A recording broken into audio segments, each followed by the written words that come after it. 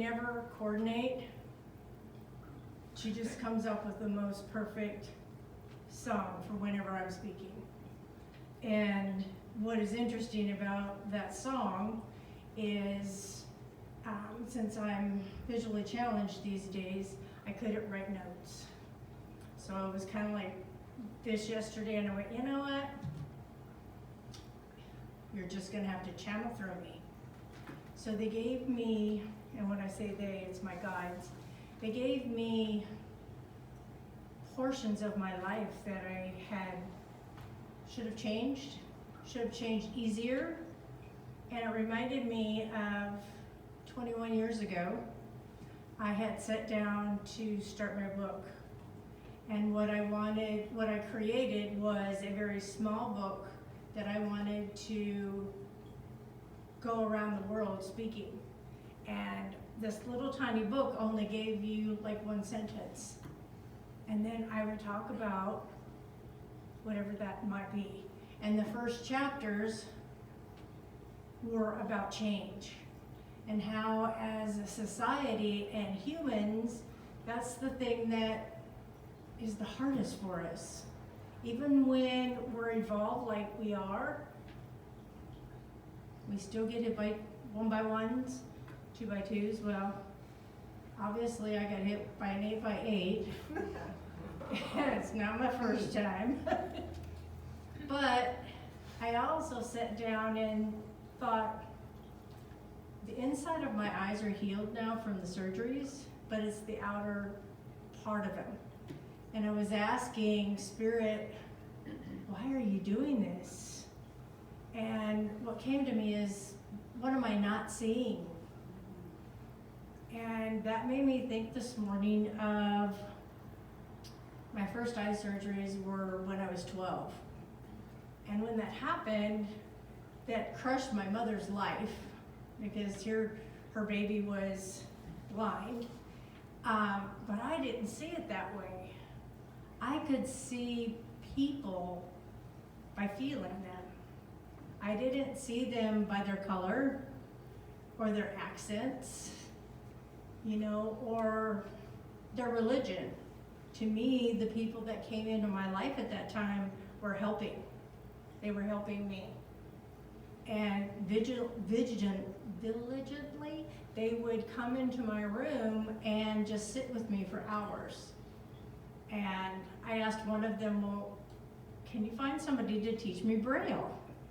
I think that'd be really cool if I could teach Braille, but I have to learn it first. And after that, the doctor came in and said, you're gonna be able to see, don't worry. Okay. Well, what happened then was, metaphysically, my third eye was opened wide at that time, right after that. So here's my third eye opening, and I was overwhelmed. Look at what's around this world that I can see. Does everybody see that? And I would ask my mom, no, we don't see that. However, I went to spend the summer with my grandmother in Oregon, and nobody knew that my grandmother was a visionary. She could see. She never talked about it, but she could see. And she could feel. I said, well, how do you know that? How did you possibly change and bring that into your life? She says, well, it wasn't easy, but one thing at a time. She says, don't overdo it. Just do one thing and go forth. But then at the same time, I learned that my grandfather's mother was I'm gonna call her a shaman healer. She was from Missouri, so I didn't question it. But she had a cure for anything and everything. And it wasn't medicine. Prescriptions. That was a no-no. And then if you think about that, wasn't life easier back then? You just did it.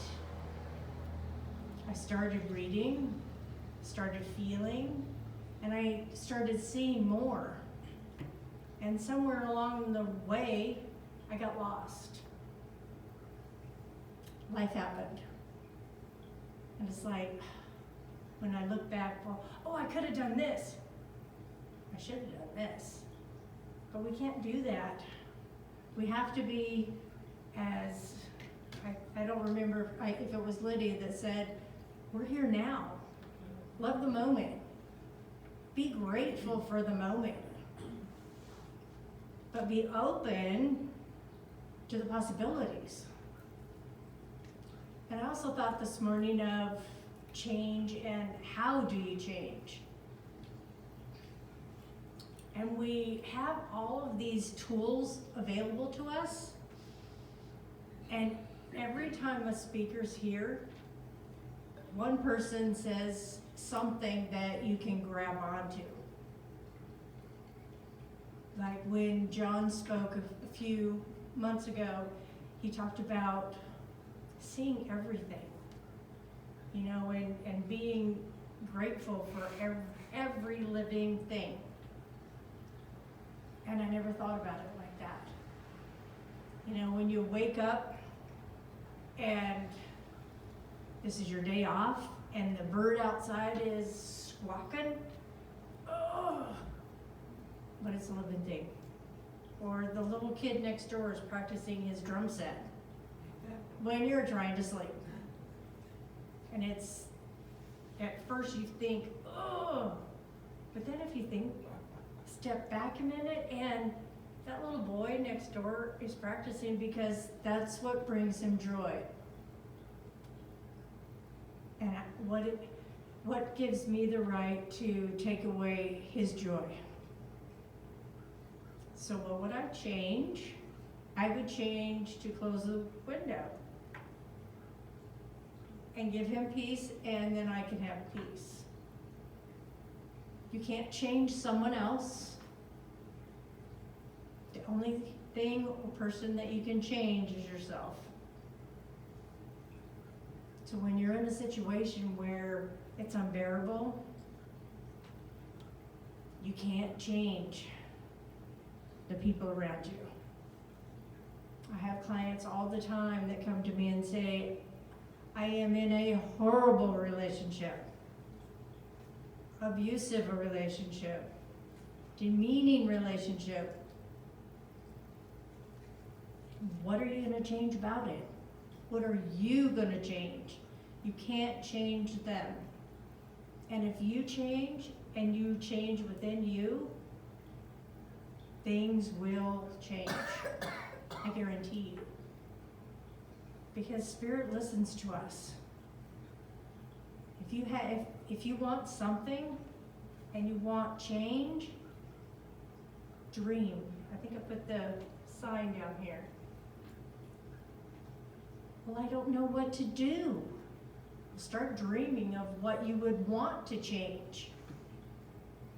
I want to wake up and feel good in the morning. I want to be able to see in the morning. So I surround myself. I go into our family room, which is very bright, and now the bright lights affect my eyes, but there's sunshine coming in. And sunshine is always giving me joy. I'm a sun baby. I love to be outside. I love to be in nature. I love to be around trees. And then I think about it, and I love that because it fills my bucket up. And then when you think that your bucket's empty, again, that's a time to say, what can I change within me? Center yourself, put your feet on the ground, your bare feet. I mean, nowadays I have to walk out there and then sit and then put my feet on the ground. But you're connecting with nature. And nature is a way of revitalizing us. Even in the dead of winter, I'm not telling you to go out and sit in the snow, but opening the windows and seeing the beauty of winter. And that is not me calling winter by any means, but it's a connection to the possibility of pushing you in the right direction. Because when you're waddling in this midst of, I think Wayne Dyer told me it was muck. And the muck was negativity, feeling like you're stuck. Maybe it was a job. And he always told me to put your hand up like you're pulling yourself up on a bus and you're standing, or a train. Pull yourself up and let the universe guide you a little bit, kind of push you along the way. But the main thing, and I know that I've just said that, is that when you ask for change, be open to the possibilities. You know, I had a girl once that said, well, I love butterflies. And when I'm sad, I want to be surrounded by butterflies, but I can't always. And I said, well, you can. Just think about them. She goes, well, what do you mean? I said, well, how many butterfly shirts do you have? Well, I have 7. There you go. That's a start. And one day she was really sad. Her dad was sick, and she put on her butterfly shirt, and she went for a walk. She walked down to the library, and the librarian was wearing a butterfly shirt. And she had a book on her desk for display that was full of butterflies. And to me, when she told me that, that was a sign. That was a sign that you're not alone. You don't have to make these changes by yourself. Because I think we think of change as fear. And it's fear of the unknown. And instead of putting that fear of, oh, I don't know if I can handle this change. What if the change is worse? My comment is, what if it's better? What if you're in this abusive relationship and you decide, I'm worth more. I'm worth being happy. I'm worth doing the things that I want to do at any time. Okay, then what are you going to do? I'm going to do it one thing at a time. I'm going to do one little thing that makes me be filled with joy. Maybe I'm going to spend a day with one of my grandchildren. And I know if the grandmas are out here, that's just a joy that can never be replaced. I mean, I decided that that's why I had children. That's why I had to go through all of those years and the teenage years for my grandchildren. And the trouble that they're going through right now with their children. My oldest son is having to deal with a horrible 3s. Very independent. Where did they get that? And they have their own way of doing things. But that gives me joy. So those are the things that I search for to help me feel that joy, besides nature. And I know that John and Luann love their cycling. I can open up my phone and make it bigger so I can see the places that you guys have been. And that brings me joy because that's something I used to be able to do. And it's those things that we strive to do. And if you think of everyone in this room filled with joy, you know, we're all going to have earth problems. It's just a fact. But it's our reaction to those things. I heard John talk about where he was for a few years and didn't have to worry about money, didn't have to worry about food, didn't have to worry about all these things. And I thought, wow. And the one thing that he had the ability to do was just meditate and be. And to me, that would be heavenly.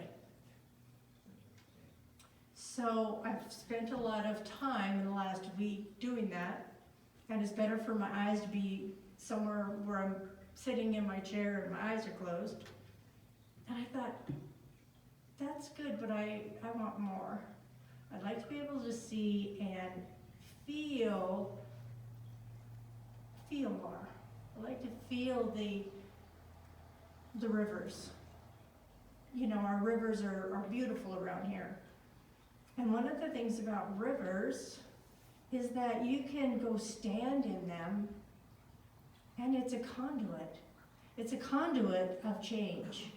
Getting rid of the stuff that you don't need anymore. The gunk.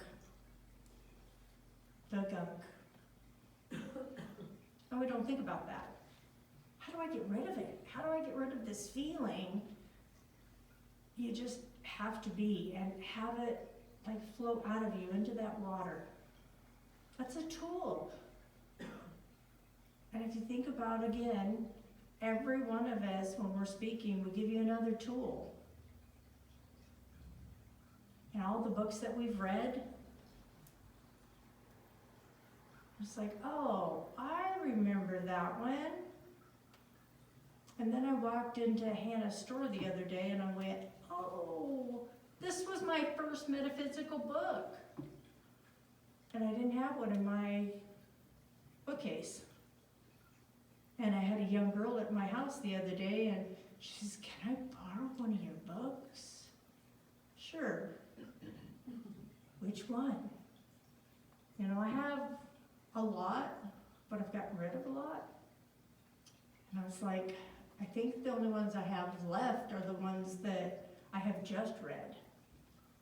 Maybe they're not beginning. And somebody had just returned one. And it was sitting on the top. And I went, oh, this must be the one for you. And it was perfect. It was just perfect. And right after she left, my neighbor's nephew sent me a text. And he was getting ready to do a run from, I don't know where it was from, but he was running to Yellowstone. And he was doing it alone with just a checkpoint, but not a group. And he sent me a text and wanted me to know that he was getting ready to leave and knew that I would send him energy. He didn't get very far because he wasn't used to the altitude. But he tried. And that was part of his change. He was a runner, he does biking and things like that, but he had never done a high altitude destination run. And he had taken like a crystal of mine, I think, in a piece of turquoise with him. And he goes, is it okay that I didn't go further? I said, well, how did it feel? He goes, you know, it felt good. It felt good that I tried. And at first I thought I would feel bad that I didn't go further. But it brought me joy that I was aware enough to stop. I could have hurt myself. And he goes, and you'll never guess, I met the nicest woman. He was down on his knees, he said, and he says, maybe it looked like I was praying, but she came and sat with me until I could get my breath. She finished her leg of the race and then came back to make sure that he was okay. Destiny? Might be. You know, he could have stopped when he first began because he hadn't acclimated himself to the altitude. But he knew that he didn't need to go do that. And that's all about change. That might be something very little, but it's not. It's us recognizing change. Maybe we're supposed to change our job. I remember hating my job for probably a year and a half. So it took up my 8 to 5, or my 8 to 6, 8 to 8 hours. And then I'd go home and there was more that I had to do. And then I had a family. That was very taxing. And when you don't make those changes,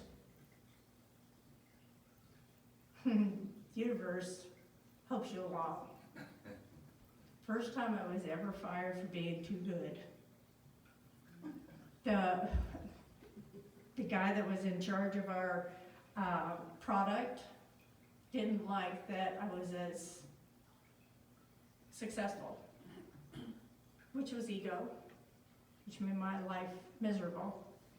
But after I left, oh, it was joyful. There was no stress. My kids loved it. And then after a week of being like off and loving it, I realized, wait a minute, how am I gonna feed my kids? I gotta do something. So again, it changes to necessity to change. Could have gotten a job easier, just started looking for one, which I did. But there for a moment, it was that fear that moved me forward. So when we have that fear, just ask the universe, God, what are you doing? Why am I doing this? Why are you doing this to me? And I get a little nudge and voices in my head going, this is what you asked for. So be careful what you ask for. Because as you evolve and you know that you're making your life, if you ask for something, it's going to happen. I need a new, bigger house. I need this. I want this. And that's how it's just part of your mind, changing your mind and making it happen. Just like everything else. Prosperity is just about thinking about it. Relationships are just about thinking about it. But again, remember that you can't change your partner, can't change your friends. You know, my friends are struggling with finances. But you're my friend. How are you doing, why are you doing this to yourself? Why do you want to have this challenge? Well, I don't. Then just start thinking about, there's always a check in the mail. There's always. The other day, because I've been spending, I went to look at my checking account, my personal checking account, and it was like, oh, there's not very much left in there. And the first thing I had was, oh,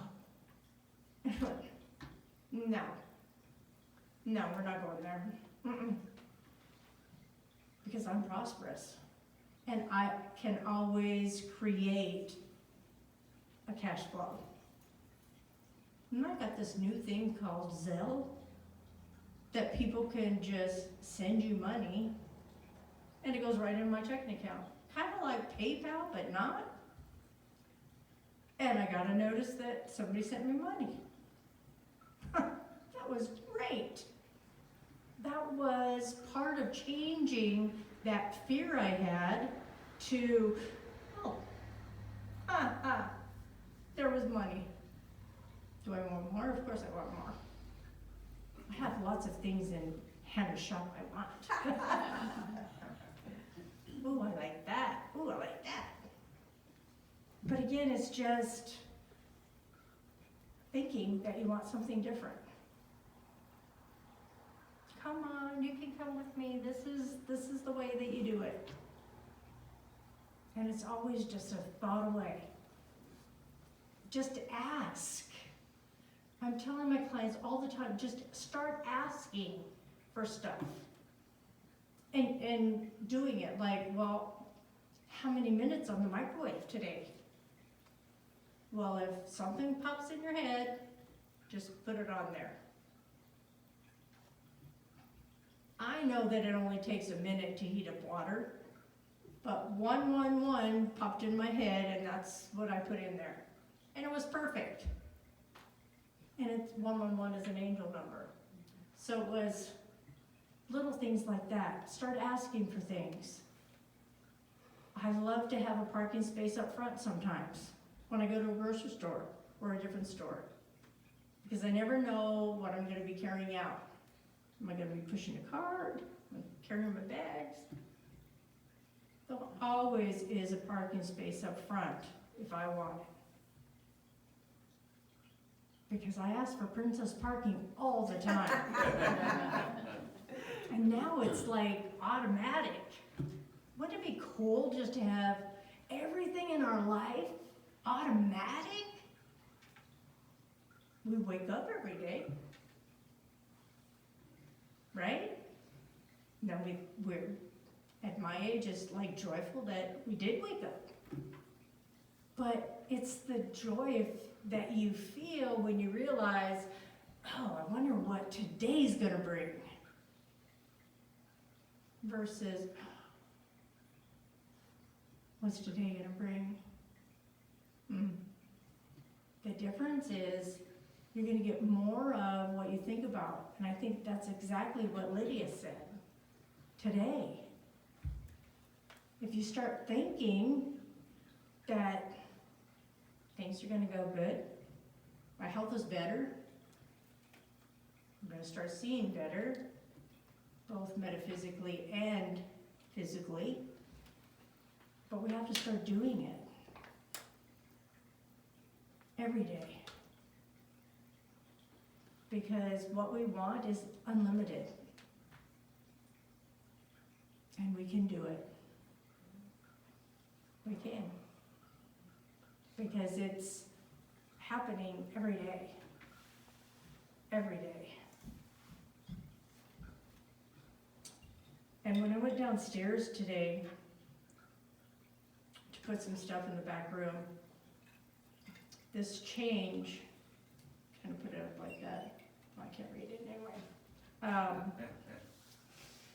You want me to read it for you? Yes, please. I had to get it up like this. I laminated this. Because I'm the lamination queen. Yes, you are. Change is the law of life, and those who look only to the past or present are certain to miss the future. John F. Kennedy. Yeah. Wow. Laminate. That's our laminated queen. So let's take a moment and think about change. And as you breathe in, we're breathing in the strength and nurturing of Mother Earth. And as you exhale, you're exhaling through your heart chakra and sending that love to the world. The next one, bring down from the heavens and the knowledge and the power from the universe. And then out through the heart chakra. And the next one, bring from your third eye. Because this is opening to all of us. Because if you're here, that means that you're part of our journey. And you want something different in your path and your journey. And as if you think, and as you think of change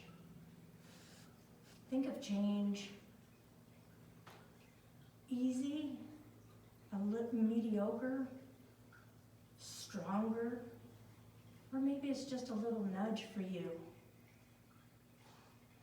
Maybe it's the minutes on a microwave. Maybe it's a different way to the grocery store. Anything, little steps that you can take to change the things that you want to in your life.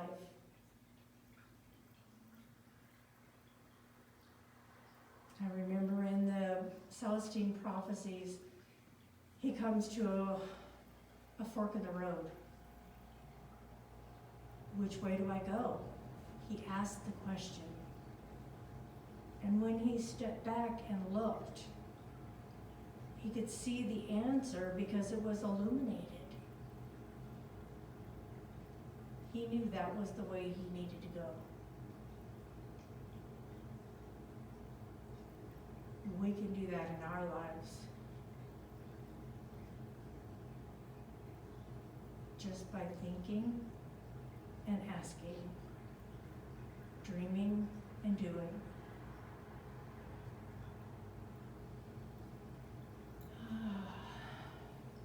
And feel that joy of the changes that you're capable of doing in your life. And when you start to change, you'll notice that the people around you change. Or you'll notice that they're not in your lives anymore. Either way, you're filled with joy. And that's what this life is all about, is finding the joy in everything. That would feel so wonderful.